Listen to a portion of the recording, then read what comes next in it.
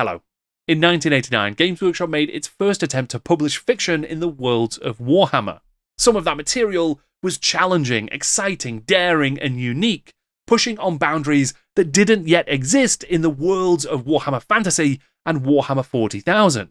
Some of what was tried then had never been tried before, and some of it has never been tried since. My guest today is Nicola Griffith, one of the authors responsible for two of the most interesting short stories from that early Games Workshop books canon. The other was a story that explores class and chaos on the streets of Middenheim, whilst The Voyage South is an exciting swashbuckling adventure that takes as its catalyst a drug smuggling operation gone bad because of the corruption of chaos. Both tales are intriguing in ways that we just don't get to see very often in the Warhammer fiction world. We talk about Nicola's own career as an author, what drew her to the Warhammer fantasy setting, and how she explored it in those early days. I'm Jordan, this is Jordan Sorcery, and today I'm in conversation with former GW Books author, Nicola Griffith.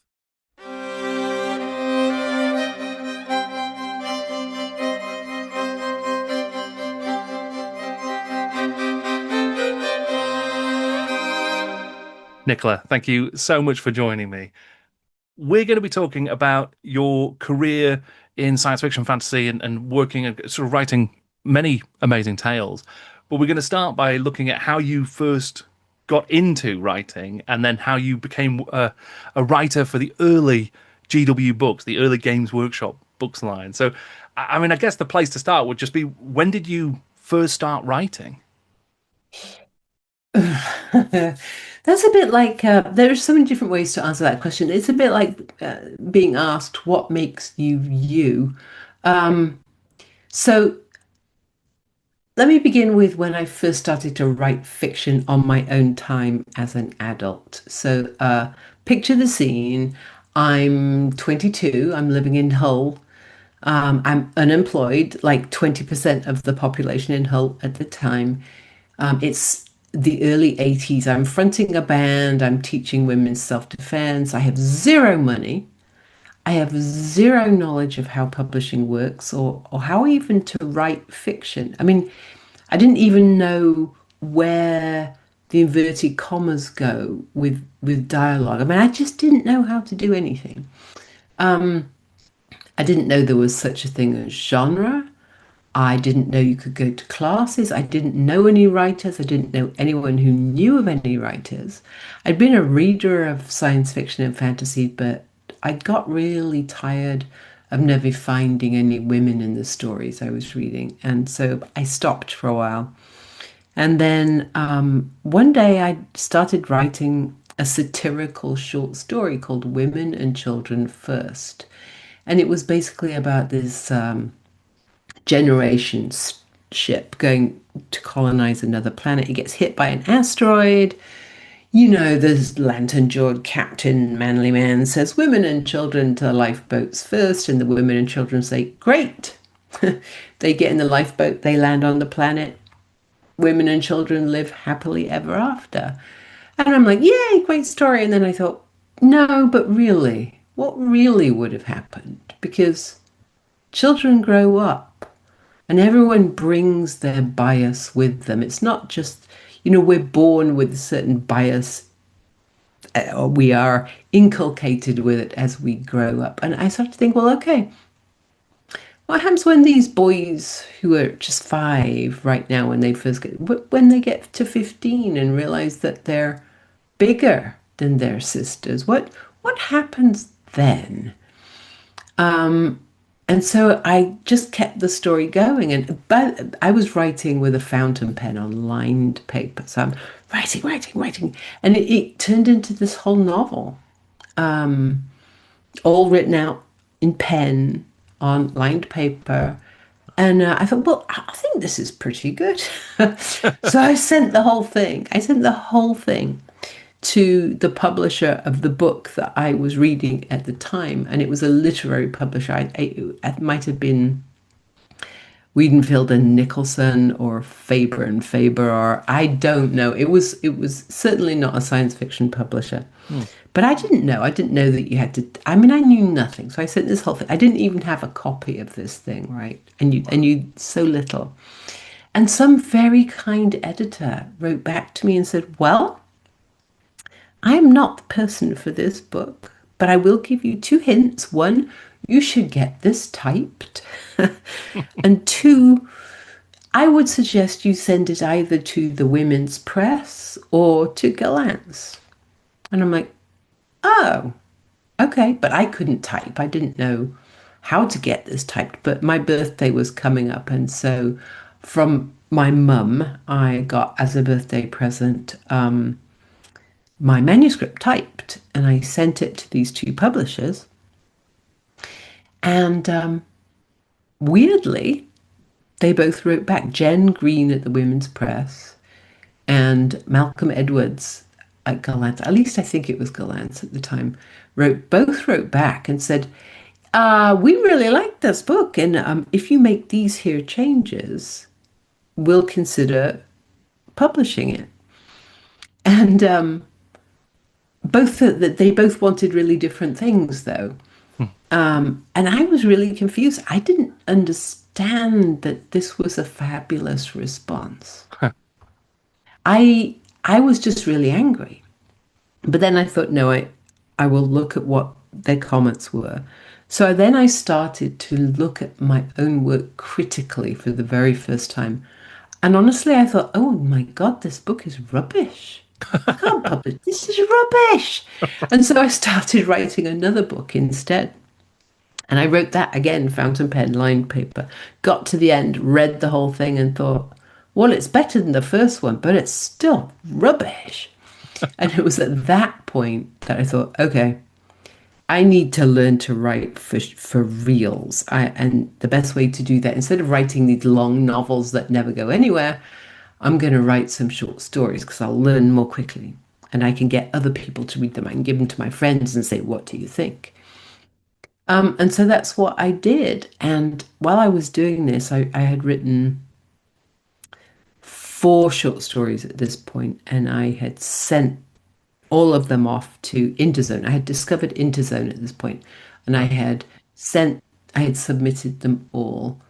And then on the back of another magazine, I think it was an old F and SF I found in a junk shop, there was this advert for this thing called the Clarion Writers Workshop. So at the time I was teaching women's self-defense, I was doing this writing, I was in a band, and I was teaching self-defense pretty seriously. And I also applied for this women's martial arts camp in the Netherlands. Right. And they were at the same time, Clarion and the martial arts camp. And I said, well, you know, whoever accepts me first, I'll go there. And it obviously never occurred to me that either of them would say no. I mean, really, I was such a fool at 20. It's unbelievable. So, but anyway, by this time I was 27. And Clarion wrote back and said, great, we accept. And also here's a scholarship. So I went. I was, I think, the very first non-American to go to Clarion. They didn't know what to do with me. I didn't know what to make of anybody there. It opened my whole world. I learned that there was such a real thing as genre. I learned that there was fandom. I just learned everything in 6 weeks. It was amazing. Oh, and while I was there, I got an acceptance letter from Interzone saying my story, Mirrors and Burnstone, had been accepted. So I went to Clarion. I came home from Clarion, and about a month and a half later, my very first story was published in Interzone. Amazing. So that was how all that began. Right. I mean, and because you sort of you position that as if you almost sort of fell into it and didn't know what you were doing. But it sounds like there was a lot of hard work and a lot of graft there to build that skill set to become the writer that you are. Yeah, no, it was. I, I taught myself to write, and Mm, that was a lot of. I mean, I really truly didn't know how any of this worked, and so I would think, okay, what's my? I would be writing this story, and someone would want to say something, and I'd be like, but how do you do that? Where does the punctuation work in dialogue? And so I would open whatever novel I was reading and go, oh, that's how they do it. Okay, great. Okay, tick, I've learned that. And then it would be, okay, so what is a chapter? When do you know you finished a chapter? And how do you start a chapter? And what is this thing called? How do you know? I mean, at first I did the terrible writer thing. I just head hopped from everybody had their own point of view, and I'm like, no, I wrote a few pages of that. I thought, this doesn't work. Why doesn't this work? And so it was this constant learning, and I learned from other books. right. Yeah, Yeah. I just read other people. Every time I hit a snag and thought, this isn't working and I don't know why. How does so and so do it? And I would go have a look. Were there any Yeah. particular like favorites or examples that you would look to the most often during that time? There were three books that I used as examples. One was The Dispossessed by Ursula Le Guin. One, actually, no, there were four. One was Dune. One was The Crystal Cave by Mary Stewart. And what was the other one? I think it might have been Lord of the Rings. Right. Yeah. But I would just because they were all sort of different Sure. perspectives. I'd just go see what they did. Yeah. Well, I mean, a pretty good bench of mentors there, I Yeah. think. Oh, I know what the other one was. It was Fire from Heaven, Mary Renault. Right. That was where I learned about perspective. Yes. Okay. So then you started working with Interzone at that point then. So what was that like as you're getting like short stories published now? Well, it was interesting. It was David Pringle was the editor at the time. And the first story I sent them was the first story I ever wrote, and it was called Down the Path of the Sun, and they rejected it. And I thought, huh. So I sent them another, and they rejected that. And I sent them another, and they rejected that. And I sent them my fourth story. Actually, no, I sent them my third story. I said, if you don't take this one, I give up. I mean, like, I don't know what I'm doing wrong.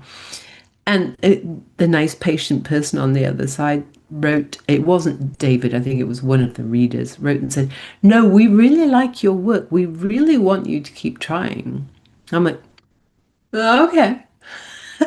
So then I sent my next story to them and they bought it and I was thrilled. But that was all I knew about Interzone and how it worked at the time. Right. I had been reading their stories for about how long? When did I start submitting? I think I'd been submitting stories for about a year before they bought one. So I started reading it in about 86.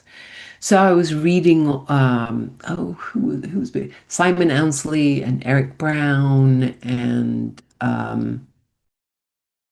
maybe Susan Beetlestone. I can't remember. Brian Stableford, the whole crew Hmm. that Paul Macaulay. Yeah, lots of people being published there. And I was learning from that too. And then I started reading the reading John Clute. Oh my God. As a 26-year-old reading his criticism and thinking, wow, am I supposed to be able to talk like this? It was it was interesting. Hmm. Yeah. Yeah. I mean, I imagine like learning to accept and understand and work with criticism and feedback must be quite a challenge as a sort of budding writer to because you'll have to Yeah, put a lot out yeah, there, right? There's a lot of vulnerability to that. yeah. I mean, as I say, when I first got those quote rejections, but they weren't rejections, it turns out, for that very first novel. It made me so angry. I literally destroyed the banisters on the staircase. I was so angry because, I was studying martial arts. I just used I was like, bang, kicked out the balustrades. One went, bang. So, yeah, not smart. And when I started to write short fiction to try to teach myself, I thought I need a group of people like me. And so me and a friend, actually me and two friends from Hull, put an ad in the national women's. I can't remember if it was a women's paper or a specifically lesbian paper, but it was a national paper. We put in a little ad saying, we're going to form something called the Northern Dykes Writing Group. So if anyone's interested, just write to me. This was before email, and I didn't have a phone, couldn't afford a phone. So, I got these letters, and we formed this little northern group. So Bradford, Leeds, Sheffield, Birmingham, Manchester, and Hull. And we would just travel from city to city on buses, and we'd each host the people in our own places. People would sleep on the floor in sleeping bags and eat baked beans. I mean, it was that was the only food we could all agree on because vegetarian, vegan, allergy, the whole thing. Mm. Baked beans. Uh, so yeah, yeah. And lots of beer, of course, and clubbing. So yeah, that's how I learnt criticism because I was doing it the feminist way where you all respectfully listened to each other equally, and it it prepared me for actual real criticism when I went to Clarion. So I was ready for it, and it was great. Mm. So then at some point David Pringle obviously goes over to start working with Games Workshop and creating this GW Books line. So when did you become involved in that process? How did that happen? Um, well, it was, when was this? I think it was autumn of 88. It's either autumn 88 or the very beginning of 1989. I know my little sister had died very recently, and we had just got a phone because my sweetie at the time had just got a job, so we could finally afford a phone. And I was in the bath one day, and there was this hammering at the door, and it was Carol, my sweetie, saying, there's a man on the phone who says he's your editor. And I said, what? He said, David, someone called David Pringle. I said, bloody hell, tell him I'll call him back. So I just leapt out of the bath, got dry, picked up the phone and called him and said, hi, it's Nicola. You called me? He said, yeah. What do you know about Games Workshop? I said, what? No, nothing, never heard of it. He said, what do you know about role-playing games? Warhammer, I'm like, no, you're speaking Greek to me. Sorry, no idea. He said, well, if I said we would like you to write for this new publishing company that's based on this intellectual property, what would you say? I said, well, I'd have to know about the intellectual property. He said, I'll send you a box of books. So, a week or two later, I get this massive box full of all the hardcover, basically the whole Bible, all the canon so far.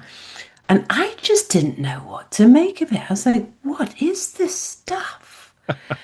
But I read it and I thought, there's this whole world, but they've only been looking at this little teeny part of it.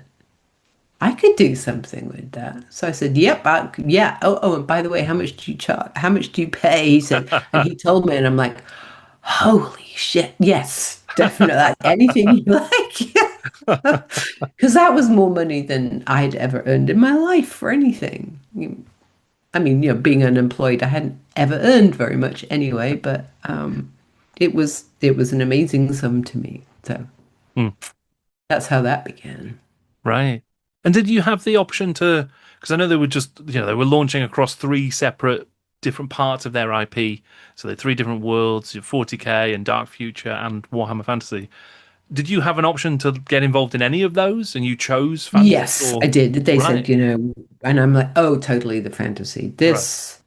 This I understand. I mean, this I can handle. I'm like the 40K was just like I just don't think I could possibly have managed that. Hmm. And I don't remember Dark Futures at all, actually. Sure. It's a bit Um, Mad Maxy. And oh, that's right. Kim Yes, Newman I wrote quite a remember lot reading for the it. Kim Newman novel. Yes. Yeah, no. I also knew that wasn't really for me. Right. So yeah, the given my reading history, I mean, I loved Mary Renault and Rosemary Sutcliffe and all the Arthurian stuff. I mean, like the fantasy was like, ding, yes, let's begin here. Sure. And was there anything like, the work that you did in the Warhammer world, it wasn't just a sort of generic sword and sorcery kind of storytelling, which, and not all of the Warhammer Fantasy books of that time were, but some were. So what, like, Mhm. do you remember what you found interesting about the Warhammer Fantasy world? Like what in particular drew you into it or got you excited about it? Well, it's trite, but honestly, the money. Sure. Yeah. But yeah, but seriously, there was so much about not it wasn't really the world, it was the notion of being paid Hmm. to write and being sort of elevated to this professional level. And then I started looking at what had been written about it. And I saw that there was, as I said earlier, this entire world to be populated. And more to the point, no one had ever written about the women Hmm. or the queer folk or the underclasses except as comic relief. And so I saw this vast playground that I could dive into, and this notion of all using all the tropes of fantasy that you kind of can't. Okay, let me back up. Right from the beginning, I kind of took myself seriously as a writer. I didn't want to do what everyone else was doing. I wanted to do new stuff. But here was this wonderful excuse to play with all these wonderful tropes that I had denied myself as I wanted to be an original writer. But these wonderful tropes, magic and music and lusty serving wenches in the wayside inns, all that stuff.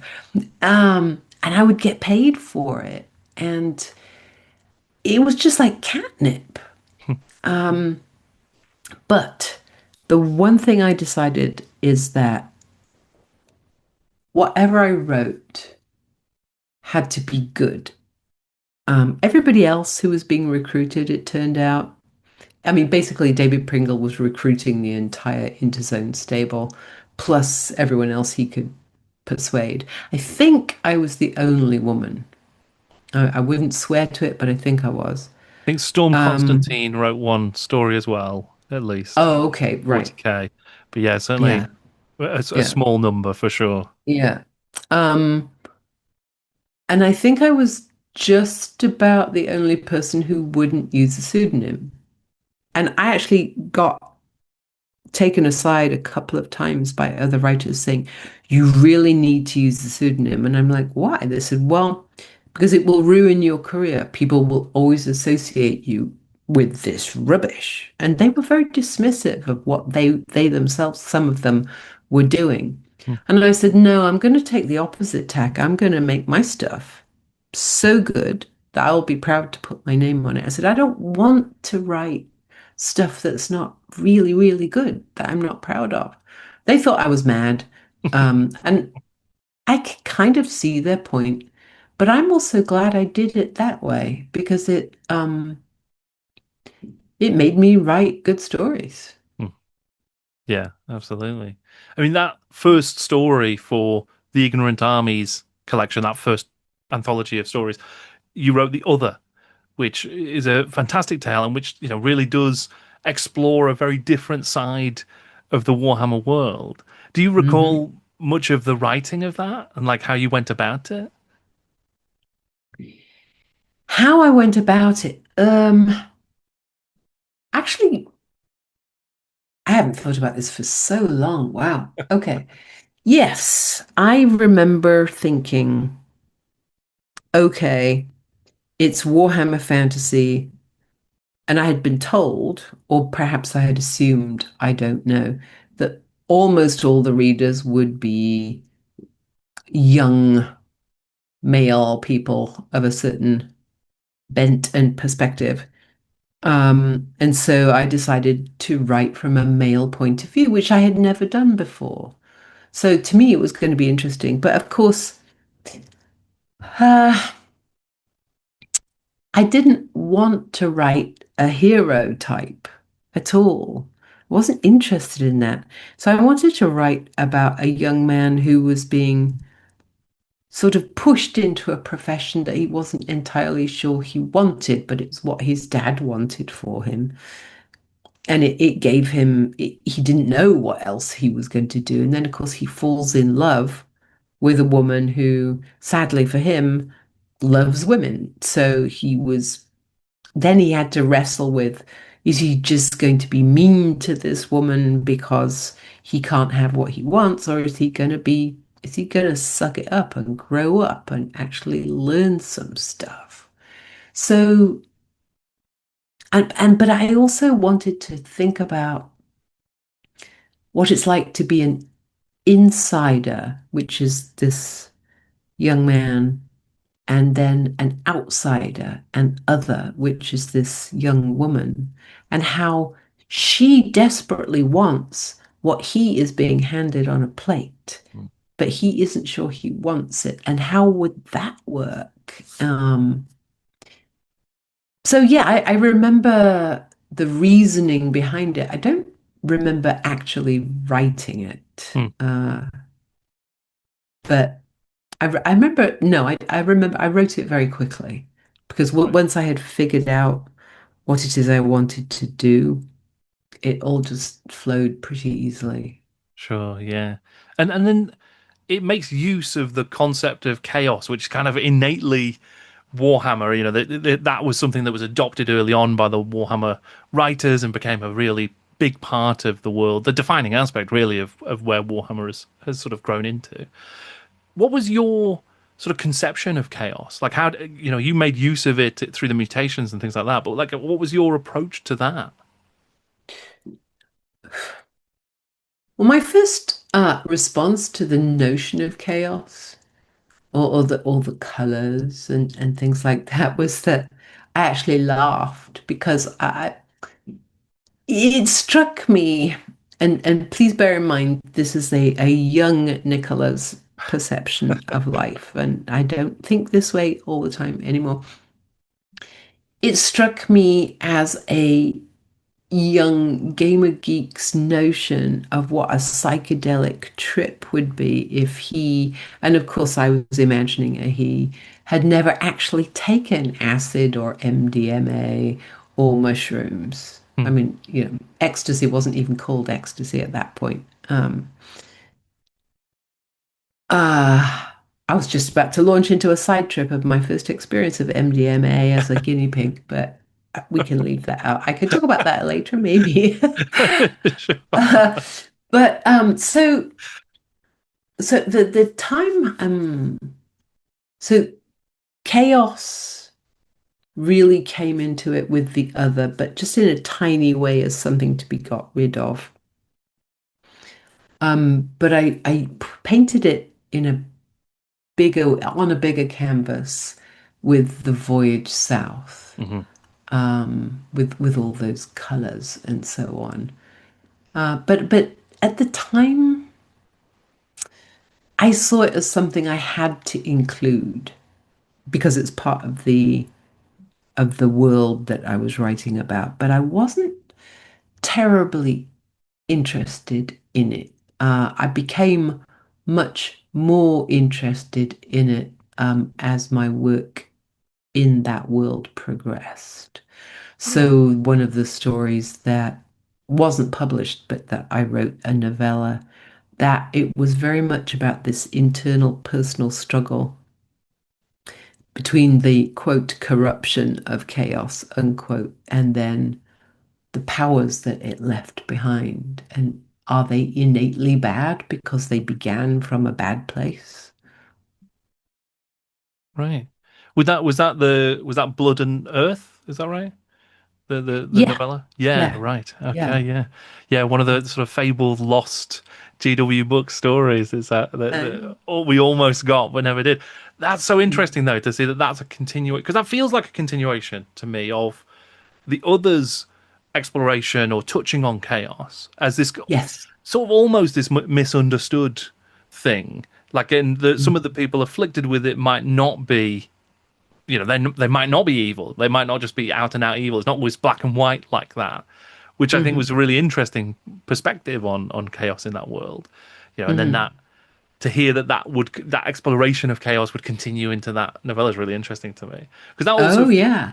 Yeah. I mean, was it Hallam? Was that the character that would have been in that story as well, or did he Yes, feature? it was about what was she called? I think she was originally in the published story. She was called Katya, Yeah, I believe. Yes, so it was about Katya and how she basically has to leave to find herself and to discover what this thing inside her means for her. And she ends up in the alternate version of Britain. mhm. And so that novella, Blood and Earth, has been through many translations and transformations and rewrites. And it's actually just been published, not as a Warhammer story, but as a novella in my new collection, which is Amazing. She Is Here. And the story is now called Many Things in Dumnet. Right. And it's now the story of Anya. and and I envision it as basically part of a novel. And I've already started to sort of reform those two published stories. So the other and Voyage South Wow. into part of this novel, and that also would include the outlined novella that I never actually sold. That was called Snake Steel, and then I'll write a fifth bit to go on the end and run it all through a different POV. But it's yeah, basically a big old sword swanging fantasy alt history novel that is actually kind of science fiction. Right. So yeah, in this story, chaos is not chaos. Chaos is okay, let me put it this way. The book I'm going to write is basically an alternate history where the fall of Rome coincides with the fall of something nasty from the sky. Right. Wow. Yeah. That sounds very intriguing. I mean, that's fascinating though as well to hear that you're like revisiting those tales and then like I mean, what's it like to revisit your own writing from that period and then rework it, remold it? It's, you know, so this book is part of the PM Press's Outspoken Author series. Mine is number 34, I think. But it's a well-established, critically acclaimed series. and I was approached to do one last year. And the editor Nisi Shawl wanted me to send some previously published short fiction, essays, basically ephemera, bits and pieces, all kinds of things that I thought represented me. So I sent her a bunch of stuff, but I also sent her some stuff I didn't mean to send. I had not meant to send Blood and Earth because it was still called Blood and Earth at that point, because I didn't think it stood on its own. It was part of this wider whole that I was still working on. It hadn't been sufficiently reshaped. It still had very much the Warhammer serial numbers on it, if you like, you know. Yeah. But she loved it. She said, I want to publish this. I said, no, you can't. No, I didn't mean to send that. It's a mistake. She said, no, no, no, I want this. I said, nope. She said, yes. I said, nope. And we went back and forth and event, back and forth. She said, no, take another look at it. I really love it. So I took a really good critical look at it. And I thought, you know, it needs tightening. It needs cleaning up. And I can do that bit better than I did, but she's right. It's essentially pretty sound. So yeah, I sharpened it a little. There, I took out probably maybe 1,500 words and let because they just weren't necessary. There were repetitive things that little curly cues that beginner writers do that when you're getting better at these things, you just don't need to. I basically have learnt to rely and trust my words more than I did at the time. So I use fewer of them to do the same amount of work. If I hope that makes sense. It makes Sure. sense to me. Yeah. Um, and of course, I never enjoyed the idea of chaos. And so I have renamed it and reconceptualized the whole thing into basically a very slow virus Right. that's an extraterrestrial origin. Right. That's fascinating. Yeah. I mean, am I right in thinking that this was like the only reason it wasn't published as a novella in the GW Books line was because the GW Books line just ended, right? It Yeah, unceremoniously was cancelled. yeah, it had been accepted Right. and paid for. I'd cashed the check. It was great. Um, and then they said, "Nah, nah, it's all folding. We're just going to focus on the novels now." And I'm like, "Oh, Right. okay." But it was a work for hire. I couldn't publish it anywhere. It was just many, many years later when a different company was bringing these collections back. They Sure. wanted to know if I would sell them this story, and I said, you know what? No, I don't think so. Right. I don't really want to go there right now. But then I started to think about it again, and I thought, huh. And I had this idea for the novel, and so I wrote to Games Workshop and said, can I have the rights back to the first two stories that you published? And they said, well, you can use them, but we're not giving you the rights back because we want to keep publishing them. And I'm like, I hadn't given them the rights, I don't think, to the Voyage South, just to the other, for the new publishing stuff. So I still had that, but it still worked for hire. But I got a letter from them. In fact, I got two letters from two different sets of people at Games Workshop saying, absolutely, if you remove the notion of chaos, if you change all the names, uh, yes, you can use the stories. And Right. so that's what I'll be doing. Sure. Right. And then The Voyage South, that was a longer story that was published as well, of course. And Mhm. that takes a quite a different tack, I think, to the other. And you mentioned that it's sort of a broader canvas for chaos and a sort of bigger story. That's kind of more in the sort of adventure space, I would say, but there's also mystery and there's obviously a personal quest in the midst of it. I mean, I guess one of the things I really enjoyed about it was its starting point with this kind of infected drug that plays a big role. I mean, that was a really Hmm. interesting idea. That's such a sort of unique idea that it feels like as a sort of the catalyst for the action. Was that, like what was the beginning of that tale? It came from two places. One was the death of my little sister, because she had a heroin dependency. So Right. she used a lot of drugs, and it eventually died. And the other was watching a documentary about how some subsistence cultures, and I think it was cassava, but I could be getting the root wrong, but some staple crop, if not processed properly, ends up giving those who eat it a version of basically Parkinson's disease and they die. Very much like, but much less accelerated version of what happens in this book.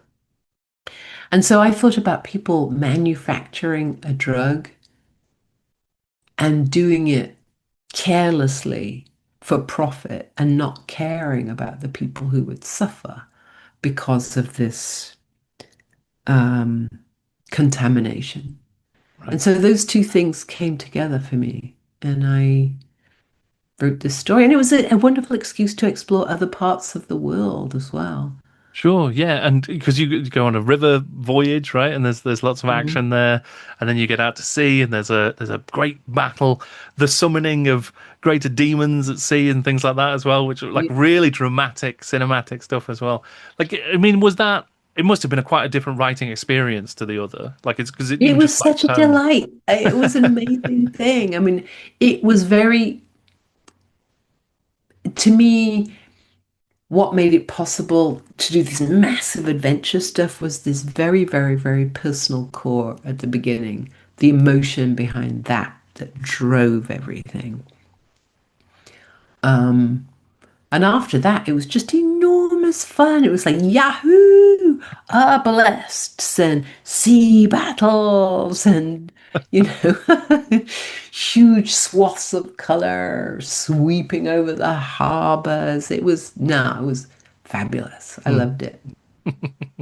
Did you get a chance to like collaborate with or talk to the other authors who were working on the line at the time? Collaborate, no. The only time we talked was NovaCon when Ignorant Armies was, I think it was Ignorant Armies. It could have been the one with the Voyage South as well. Which I think But Red Thirst. yeah, yeah, that's it, Red Thirst. Or maybe it was when I went to NovaCon one year anyway, and as always, there was a massive amount to drink. And because Games Workshop were trying to get everyone there to sign everything, the beer was free for the authors. This was a very, very terrible mistake. Certainly for me. And yeah, I've never been one for a lot of willpower when it comes to pleasures of the body. So I drank an absolute obscene amount of beer. And it got to 1 o'clock in the morning, and I'm like, yes, have another. You know. And Steve Baxter leaned over to me and said, I think you've had enough. I said, what do you mean? He said, really, Nicola, I will you trust me? I said, okay. He said, you've had enough. I said, oh. And I tottered off to bed, and oh my God, the next morning. Um, I mean, free beer and a young person, just really bad combo. I thank Steve Baxter very often on a regular basis for that intervention. I dread to think how it would have gone if I had just kept going. So yeah, we at that convention I met just about all the Warhammer writers, Bill King, Kim Newman, Steve Baxter, obviously, Paul Macaulay, and we took and Storm Constantine. Yeah, met her there. But didn't know that she had written a story. Interesting. Mm. Um, so yeah, it was how I sort of met the whole UK writing crew is that way through Warhammer. Right. Like, was there a feel to the project? I mean, I know you were saying that a lot of the authors were using pseudonyms, and there was maybe a little bit of a distancing from this new sort of publishing house, given that it was IP related and that sort of thing. But was there ever like a feeling of like excitement about it as a new book line and the potential of it? There may have been, but not really among the people I met. Right. Um, it was, they regarded it as very sort of, I don't know how much of this was a front that people put up because it's perceived to be the thing to do, but it was very much, it was rather cynical.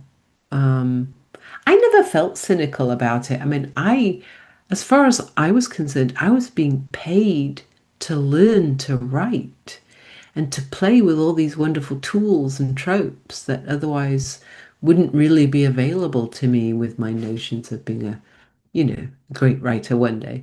Um, so to me, it was a fabulous opportunity, but yeah, I think some of them actually really enjoyed writing the stories. I think they had a blast writing them, but I don't think they liked to admit that. And I feel sorry that they wouldn't because I think it's always good to celebrate the joyous Mm. moments myself. Yeah. I mean, looking back now at what Warhammer fiction has become, and it's obviously the Black Library that was the reinvented GW books a number of years later. I mean, like seeing where that kind of IP storytelling is now. Do you like what are your thoughts looking at that and the scale of that as an entity now? I don't know because I haven't really read it. Right. I don't really know much. I only know about it because you can't. I mean, I read something you wrote, and my name came up on a Google alert, and Mm. I'm like, oh, they're doing new stuff. I mean, I literally, I don't really know Sure. much about it. Oh, and fair What enough. is the scale? Tell me something about it, Well, sure. I I'd mean, like to. so the Black Library they set it up in '97, and that has published, I mean, hundreds of novels now set in Warhammer Fantasy and 40K, and they did a 60-book series in 40K's history about this Horus Heresy Civil War, and that's New York Times best-selling novels and short stories and all sorts for over a decade. So a Wow. huge concern now. Like they've really did. It seems like the vision that was had for GW books way back when was finally realized. I suppose. Wow. Well, good for them. Mm. Yeah, I How mean, definitely cool. a success story. And I think it's so interesting to me to look at the what was it attempted with GW books. And obviously it only failed. Well, I mean, you can see it as a failure in some business senses, I suppose. And I certainly don't know what the money aspects of things were like, but creatively, I think there's a lot of good stuff there. It seems to have failed because of business changes, change in management, change in direction. But then within the next 10 years, a new version of it would emerge that kind of proved the point. It kind of seems to prove that what was being attempted could be successful. Well, there's always a penalty for going first. Hmm. I mean, it, yeah. Those who come second into the market usually have an advantage. They can learn from what went wrong, and Hmm. yeah. Do you think that a lot of well, I suppose like how much of the work that you did for those stories with GW books, how did that inform what you then went on to work on over the next few years?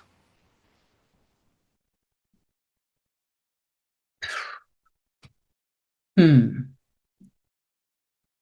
I think. One of the things writing Warhammer fiction did for me was that it made me very unprecious. Uh, it made me pay a lot of attention, not just to interiority of the characters, but to keeping things moving, you know. I've never been shy of having one of my characters just whack someone's head off with a sword, which, a lot of people who are published by literary publishers, they won't do that.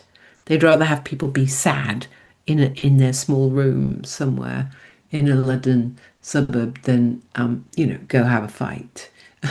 So that I've been helped by this notion that you can do both. You can have this wonderful sense of adventure and excitement, and just you can write thrilling fiction that is also literary. You can really look at how it changes people and how people's thoughts and feelings and relationships can alter the world around them. Um, so not taking that pseudonym back then, I think was probably one of the most important choices I ever made as a writer, because it really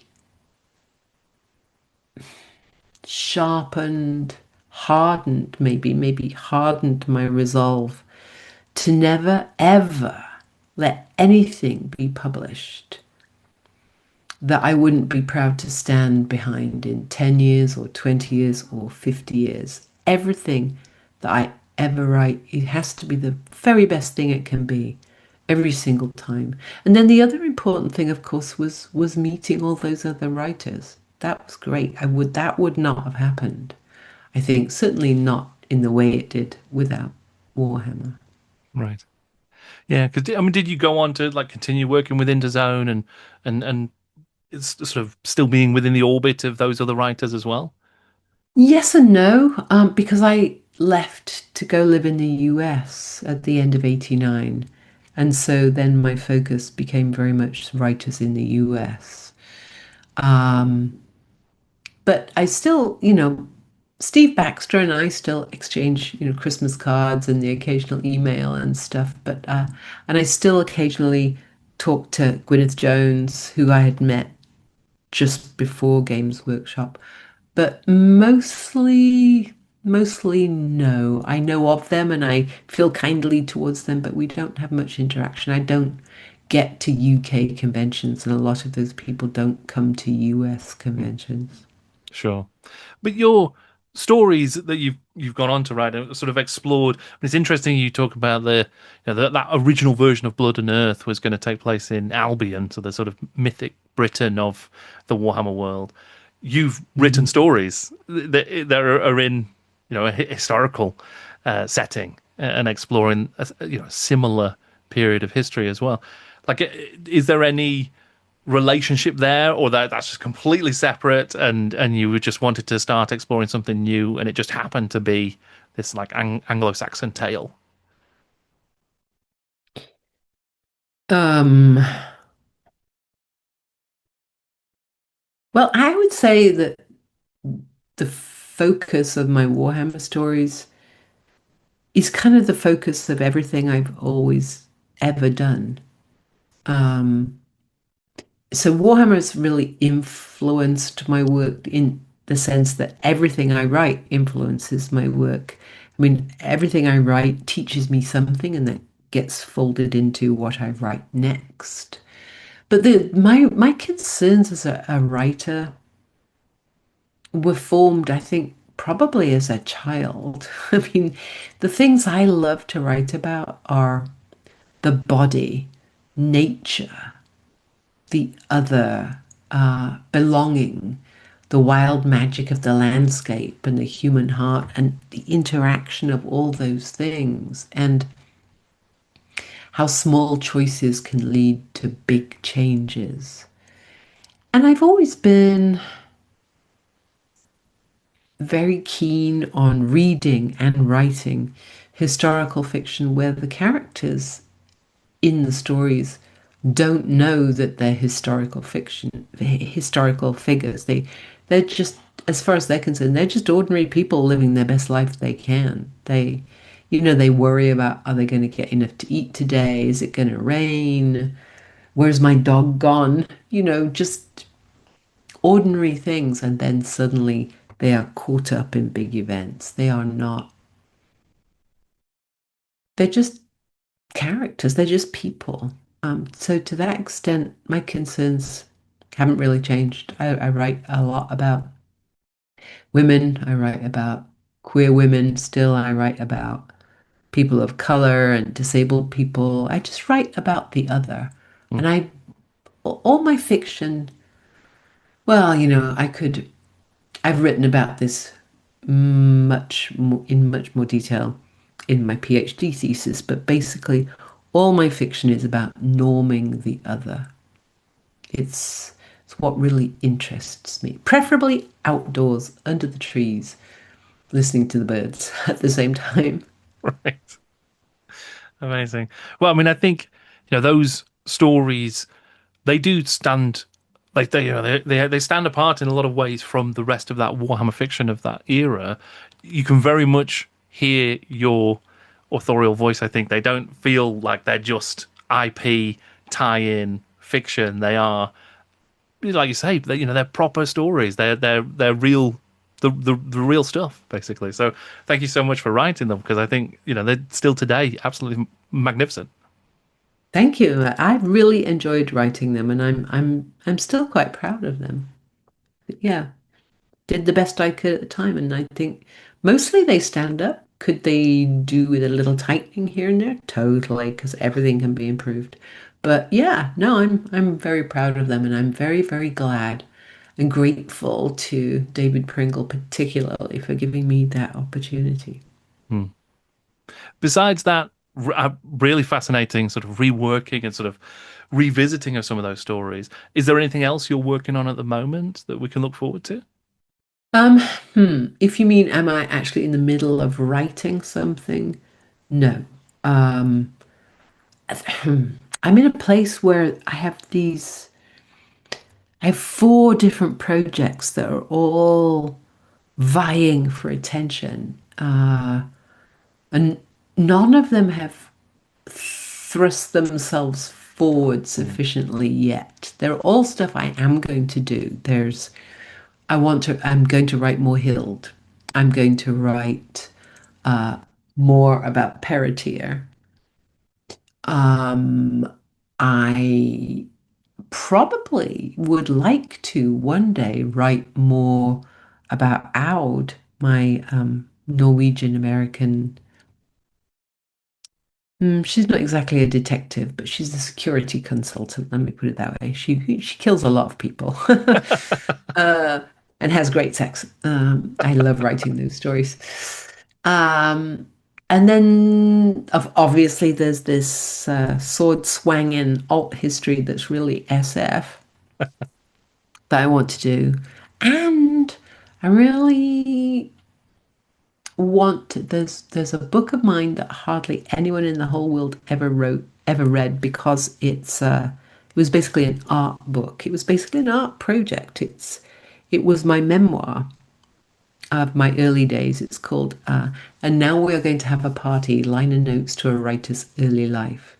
And there were only 400 copies ever printed. And it's basically a little box with things in it and some writing and pictures and stuff. It's a little like finding a trunk in an attic. That's how it's supposed to be. So hardly anyone's read it, and I am going to remake that as an actual book. So there's that too. And of course, I've never done a full length short story collection. I would love to do that. But for that, I would need to write a new short story, which preferably a new novelette. I like writing at novelette length. It's a good length for me.